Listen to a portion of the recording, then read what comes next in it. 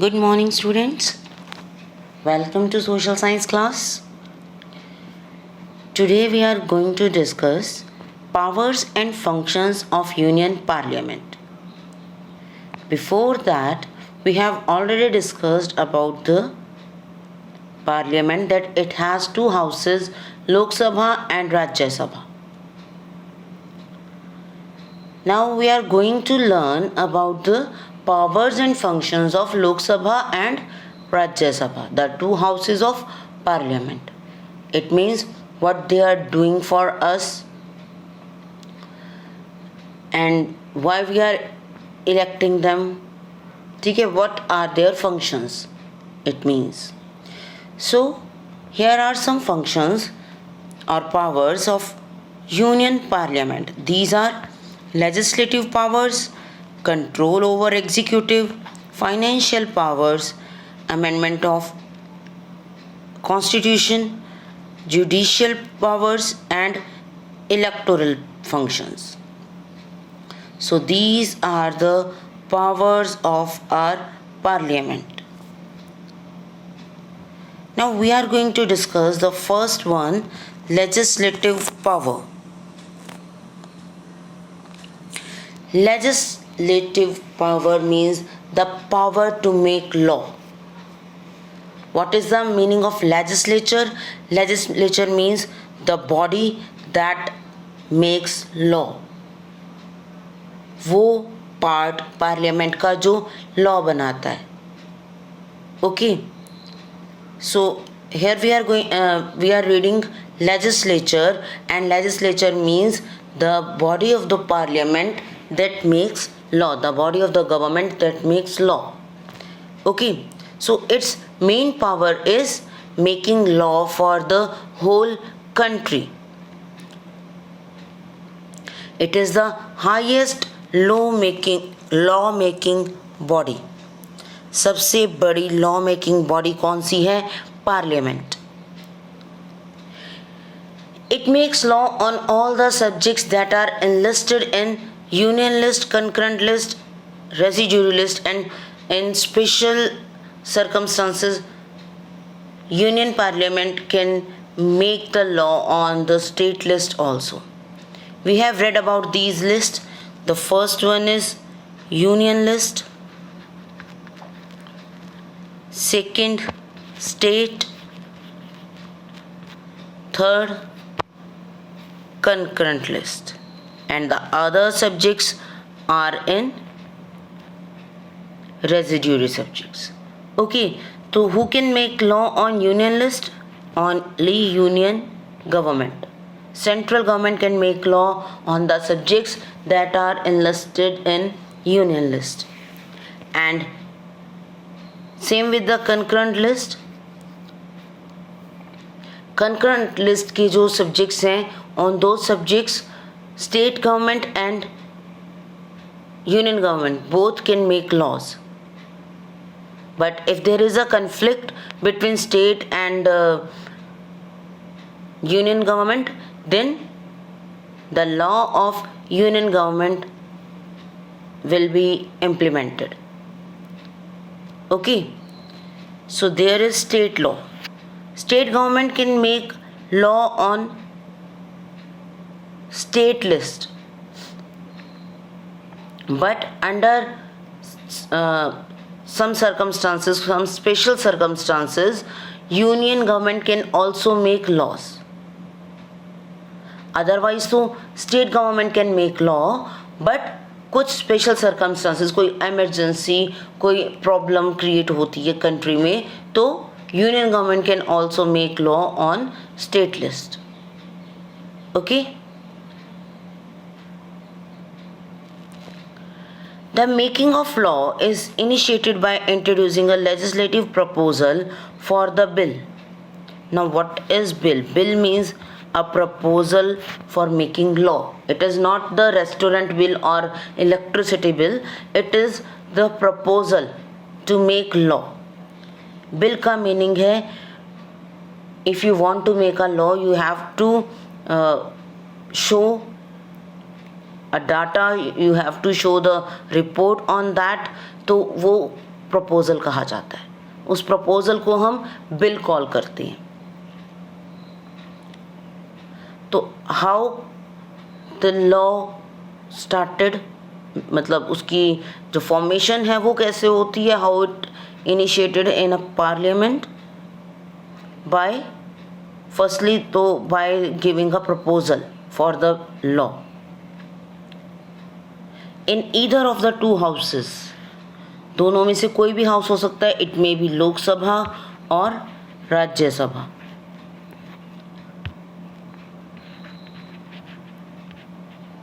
Okay, so it means the member of parliament introduce the bill in any of the house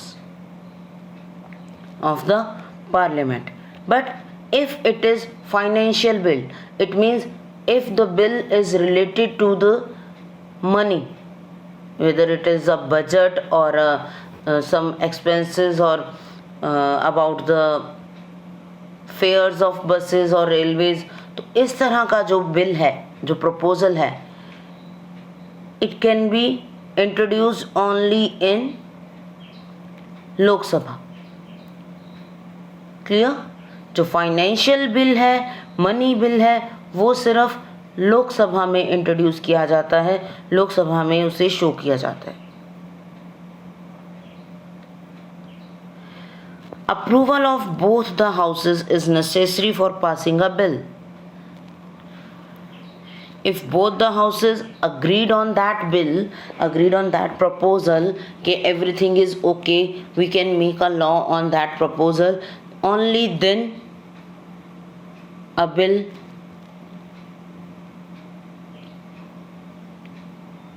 becomes a law. Okay, but before that it needs the consent of president. दोनों houses से, लोकसभा और राज्यसभा, दोनों houses से जब ये पास हो जाता है, अप्रूव हो जाता है, दोनों हाउसेस अग्री होते हैं उस पर, then it goes to president for its consent. President की यस के लिए इसे प्रेसिडेंट के पास भेजा जाता है, and after the president's consent, when president approved that bill, then the bill becomes a law. Okay,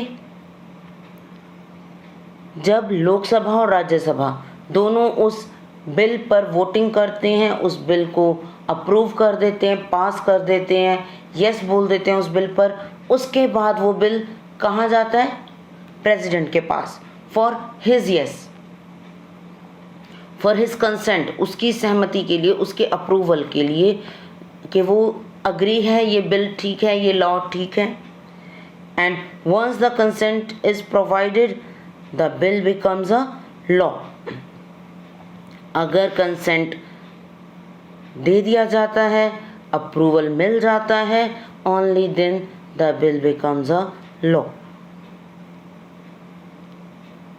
And if there is a problem on the law between the two houses, then a joint meeting called, दोनों houses की एक joint meeting call की जाती है।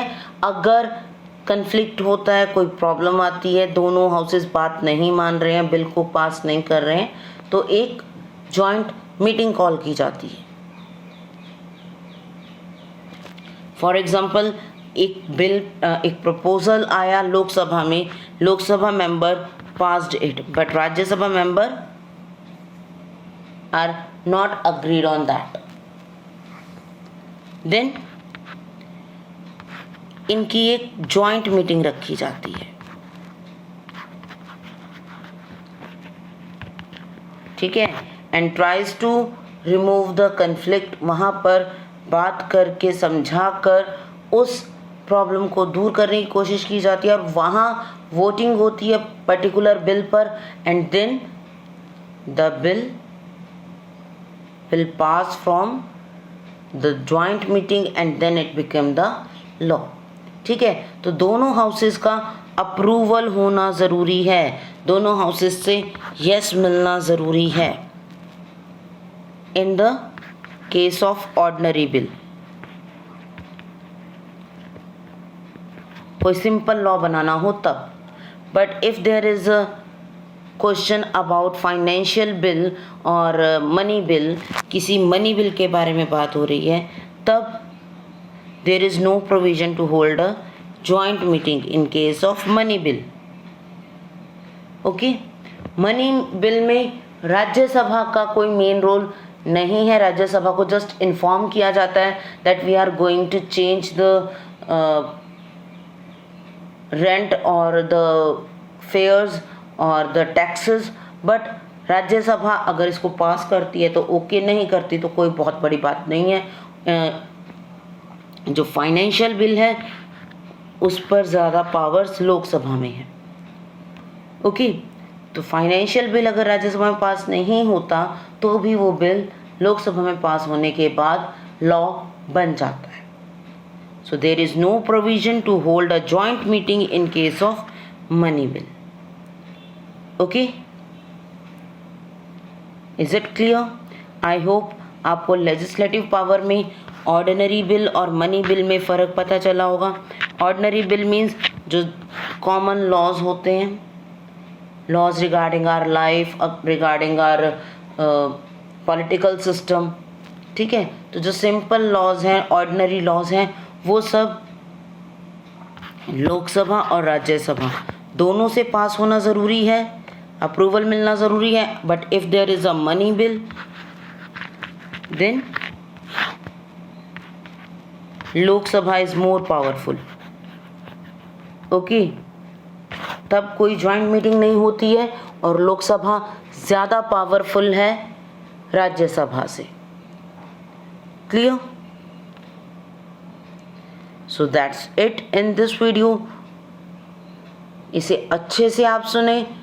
I hope ये clear हो जाएगा आपको. एंड अगर फिर भी कोई प्रॉब्लम रहती है, you can message me, you can call me. Okay, so that's it for this video. Thank you.